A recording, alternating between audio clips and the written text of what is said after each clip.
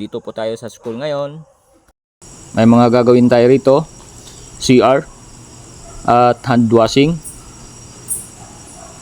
Pero sa pagkakataong ito ay uunahin natin gawin itong mga computer table. Dahil marami rin ito. Magkakaiba ang sizes. Yung iba nito ay mahahaba.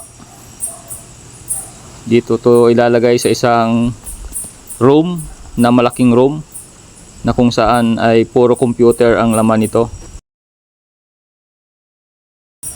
Yan, kinakating natin yung bawat mga member niyang gagawin natin. Ang ginamit nating materialis dito ay angle bar 316 by 1. At ang isasahig natin ay marine plywood na 3/4.